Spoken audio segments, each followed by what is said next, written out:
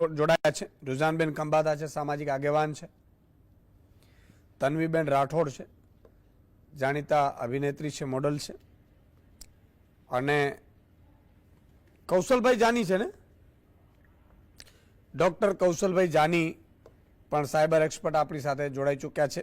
શરૂઆત કૌશલભાઈ આપણાથી કરીશું કે આપણે તો શું નવું આવે એટલે ઘોડે બિચારા બધા ચડી બેસે, ગીબલી ગીબલી ગીબલી, પણ આ પહેલાં પણ ક્લિયર વ્યૂ પર તમે વિચાર કરો, લાખો કરોડો એને ફોટાઓની વાત હોય, મિસયુઝ કરવાની વાત હોય, આમાં પણ આગામી સમયમાં બહુ ડેન્જર સાબિત થઈ શકે એવા ન્યૂઝ છે, એવા પેપરોમાં છપાણ. એટલે મને પણ વિચાર આવ્યું કે સ્કોટિંગ, બ્લેકમેલિંગ અને સાયબર ક્રાઇમના કેસ વધી શકે છે.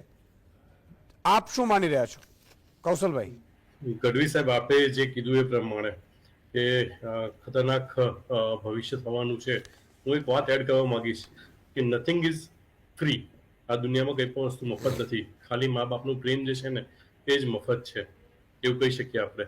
એટલે અત્યારે હાલ જે બધા લોકો પોતાના ફોટોઝ, પર્સનલ ફોટોગ્રાફ જે છે એ ગિબલી આર્ટમાં કન્વર્ટ કરી રહ્યા છે, પણ ક્યાંક ને ક્યાંક એ લોકોને એની કિંમત ચોક્કસ ચૂકવવી જ પડશે. અને આપણે જો વાત કરીએ તો એઆઈ એક અલગ જ ફેઝમાં ચાલી રહ્યું છે. પહેલા એઆઈ ખાલી તમને લખાણ લખીને આપતું હતું, પછી એ એની જાતે ઇમેજ બનાવવા માંડ્યું, અને હવે તમારી ઇમેજનો ઉપયોગ કરીને એક જૂનું કાર્ટૂન કેરેક્ટર જે છે, ગિબલી આર્ટ, જાપાનીઝ આર્ટ જે છે એ કરતું થઈ ગયું છે. અને હજી તો આ શરૂઆત છે. કદાચ મને એવું લાગે છે કે આપણે જે ડીપ ફેકની જે વાત કરી આપની આગળની વાતોની અંદર, મને એવું લાગે છે કે કદાચ ભવિષ્યમાં મારી જગ્યાએ મારું જ અવતાર તમારી સાથે વાત કરતું હશે તો એમાં કોઈ નવાઈની વાત નહીં હોય. એટલે આપનું આખી પર્સનાલિટી જે છે એ આખી આખી કોપી થઈ શકશે. હમણાં કદાચ આપને યાદ હશે કે ઇલેક્શનની અંદર મોદી સાહેબનો ગરબા કરતો એક વિડીયો આવ્યો હતો, કદાચ આપને યાદ હશે. તો એ પણ એક ડીપ ફેકની જ કમાલ હતી. અને હવે તો એઆઈ પ્લસ ડીપ ફેક જો થઈ જશે તો એના પરિણામ શું આવશે તમે કદાચ વિચારી શકો છો ગઢવી સાહેબ. તો કૌશલભાઈ, અત્યારે બધા યુવાનો તો બિચારા આપણે દેશી ભાષામાં કંઈ ઠેકી પડ્યા છે, બરાબર છે? તો એને શું કહેશું ને આમાં ક્યાં ક્યાં આમનો દુરુપયોગ થઈ શકે, શક્યતા શું? જુવાનો તો ઠીક છે ગઢવી સાહેબ, આજકાલ તો બધી જ ઉંમરના લોકો, ખાસ કરીને જે લોકો નિવૃત્ત થયા છે, પેલા નિવૃત્તિની પ્રવૃત્તિ કઈ હતી નહીં, જ્યાં આગળ સોશિયલ મીડિયા આવી ગયું છે તો અત્યારે હાલ નિવૃત્તો પાસે પોતાના પેન્શનના પૈસા અને જીપીએફના પૈસા બહુ છે. એટલે અત્યારે સાયબર ગઠિયાઓ માટે યુવાનો કરતા પણ જે નિવૃત્ત વ્યક્તિઓ જે છે ને એ લોકો માટે હોટ ટોપિક છે. કારણ કે એમના અકાઉન્ટમાં પૈસા છે અને એમને આઈટીની અવેરનેસ નથી કે કેવી રીતે સાયબર વર્લ્ડ ચાલે છે. તમને કદાચ ખ્યાલ હશે તો ફોટા મોફ કરીને ઘણા બધા લોકો પાસે પૈસા પડાવવામાં આવ્યા હતા. એના માટે એ લોકોએ કેવાયસી એટલે કે ઓનલાઈન તમારું કેવાયસી થઈ જાય અને આપના ફેસનું 360 જે છે એ લોકો વિડીયો લઈ લે અને એ પછી આપના ફોટા જે છે એ અન્ય યુવતી કે યુવક સાથે અટેચ કરીને તમને બ્લેકમેલિંગ કરતા હતા. આ ઘણા કિસ્સાઓ થયા છે અને આ કિસ્સાઓ જે છે એ આનું એક નવું રૂપ લેશે એઆઈની ઉપયોગથી. એટલે આપણે જે ફોટા અપલોડ કરી રહ્યા છીએ, હવે લોકોને આવડતું નથી, ગૂગલ પર જઈને લખે છે કે ગિબલી આર્ટ, એટલે જે પહેલી વેબસાઇટ મળે એમાં પોતાના ફોટા ચડાવી દે અને પછી પોતાનો મોબાઈલ નંબર કે ઈમેલ એડ્રેસ નાખી દે. એટલે તરત જ તમે તમારા ઘર સુધી એ લોકોને આમંત્રિત કરો છો કે ભાઈ આ મારું ઘર છે અને અહીંયા આગળ મને તમે લૂંટવા આવી શકો છો. તો જે યુવાનો કરતા પણ હું તો આપણા માધ્યમથી જે આપણા વડીલ વર્ગ જે છે ને એને ખાસ ચેતવવા માંગીશ કે આપના મોબાઈલની અંદર તમે જે ફોટા અપલોડ કરી રહ્યા છો એની સાથે સાથે તમે ઘણી બધી સેન્સિટિવ ઇન્ફોર્મેશન, દરેકના મોબાઈલમાં આજકાલ તમે જુઓ તો પોતાની બેંક ખીચામાં લઈને ફરી રહ્યા છે. સીધા જ બેંકના અકાઉન્ટના પૈસા જે છે ને એ ડાયરેક્ટ કનેક્શન આપી રહ્યા છે. એટલે એમને ખ્યાલ નથી કે એક ગિબલી ડાઉનલોડ કરવા માટે એની સાથે સાથે ઘણા બધા વાયરસીસ, ઘણા બધા માલવેર જે છે એમના મોબાઈલમાં ઇન્સ્ટોલ થઈ જશે. એમને ખ્યાલ પણ નહીં આવે વસ્તુનો. ગઢવી સાહેબ, એક કૌશલભાઈ, એક સમજવાની કોશિશ કરી, વચ્ચે એક પૂછી જ લો, કે તમે સાયબર એક્સપર્ટ છો. મારી પાસે ઘણા, અમે તો શું છે સામાજિક આગેવાન પણ રહ્યા, એટલે ઘણી બધી જ્યારે હવે તો આ બધું શું કહેવું, પણ મારે જાહેરમાં કહી દઉં, કોઈ માનો કે પતિ પત્નીના ઝઘડા હોય ને તો અમારી પાસે આવે કે સાહેબ જરાક તમે વચ્ચે પડજો ને એમ.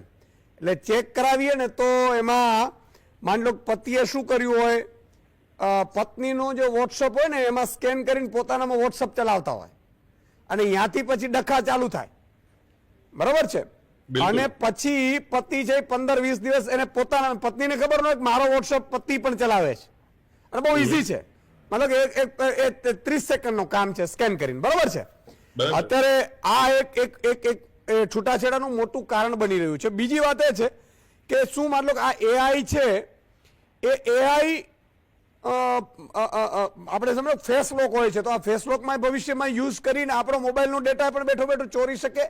આ બે વસ્તુ ઉપર પ્રકાશ એટલા માટે પાડો કે ઘણી મારી માતા બેન દીકરીઓ બહેનો પણ જોતી હોય છે, પોતપોતાના જીવન લાઈફ હોય, પોતાના સગા સંબંધીઓ હોય, બીજું ત્રીજું, એટલે એમણે પણ શું સાવચેતી રાખવી જરૂરી છે.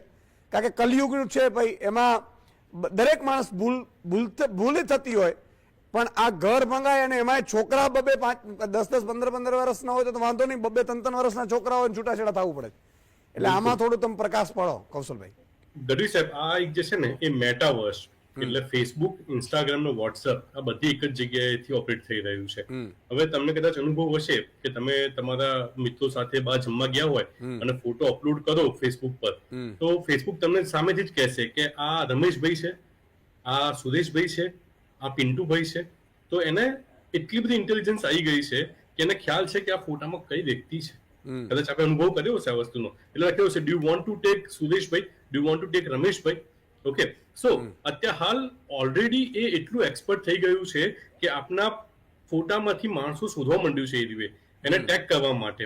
ઓકે, તો ભવિષ્યમાં તમારા તમે જે વાત કરી કે છૂટાછેડાના કેસીસ વધી રહ્યા છે, મને તો એમ લાગે છે કે એના લીધે સાયકોલોજીકલ પ્રોબ્લેમ્સ જે છે એ ઘણા બધા હશે. રુજાનબેન પણ આપણી સાથે છે, એમને પણ ખ્યાલ છે સામાજિક અત્યારે હાલ જે પ્રમાણે ભારતની અંદર જે લોકોના ઘરમાં ઝઘડા થઈ રહ્યા છે એનું ક્યાંક ને ક્યાંક કારણ સોશિયલ મીડિયા જ છે.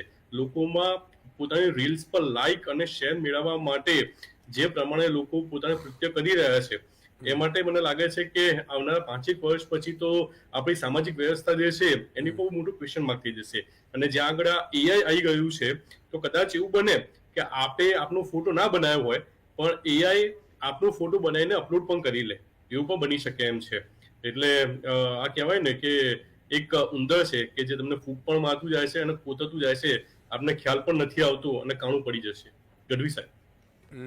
બિલકુલ, આ બહુ મોટું ડેન્જર છે રુજાનબેન, એટલે આપ પણ પ્રકાશ પાડો. હા, સૌથી પહેલા તો અત્યારે થોડું લોકોને કહી દઉં કે આ કઈ રીતે વધારે ડેન્જર છે, કારણ કે થાય કે ગઢવી સાહેબ જે પ્રમાણે અમને કીધું, તમે એ એપ ઓપન કરો કે ના કરો, આપનો ફોન બાજુ પડ્યો છે એ આપને સાંભળી જ રહ્યો છે.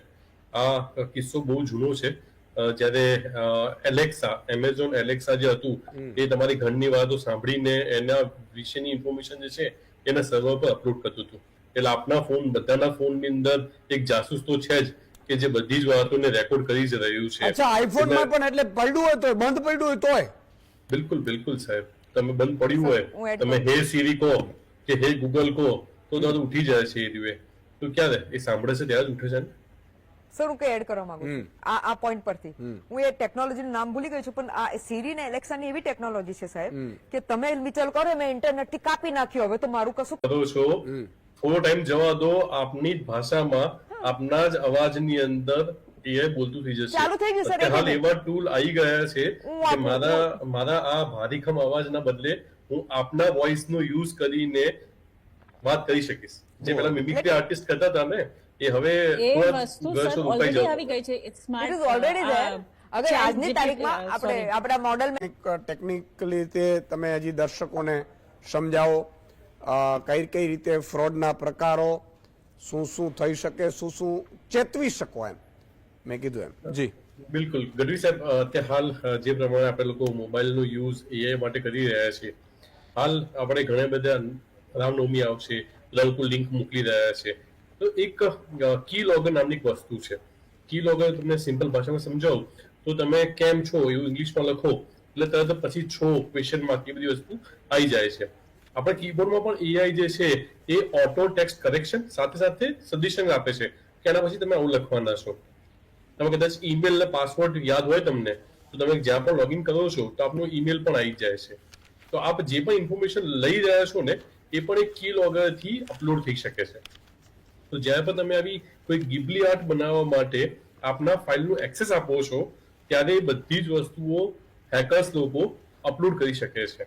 એટલે આપના બધા જ પાસવર્ડ, આપના બધી જ સેન્સિટિવ ઇન્ફોર્મેશન જે છે એ જઈ શકે છે. ખાસ તો અત્યારે હાલ લોકો જે KYC નું માધ્યમ યુઝ કરી રહ્યા છે, હું આપના માધ્યમથી ખાસ એ જણાવવા માંગીશ કે બને ત્યાં સુધી બેંકમાં જઈને ફિઝિકલી જ આ બધી પ્રોસેસ કમ્પ્લીટ કરો. કારણ કે આવા બેંકે તો સુવિધા આપી છે KYC ની, પણ એના નામના ધુતારા બહુ બધા છે જેને ફિશિંગ કહેવામાં આવે છે. તમને બધું જ લાગે કે SBI નું છે, બધું જ છે. આમાં કદાચ તમને ખ્યાલ હશે કે આખી ડુપ્લિકેટ બેંક મળી હતી અને ખ્યાલ આવ્યો કે ભાઈ આટલો સારો વ્યવહાર હતો, તમને એમ થયું કે ભાઈ કદાચ આટલો સારો વ્યવહાર કેવી રીતે હોઈ શકે સરકારી બેંકનો. તો આવી ઘણી બધી ઘટનાઓ ઓનલાઈન પણ થવાની છે. અને ઓનલાઈન સાયબર વર્લ્ડની સૌથી મોટી ચેલેન્જ એ છે કે ક્યાંથી ઓપરેટ થાય છે નથી ખબર પડતી. તમે જુઓ રોજના કેટલા બધા સાયબર ફ્રોડ્સ થાય છે.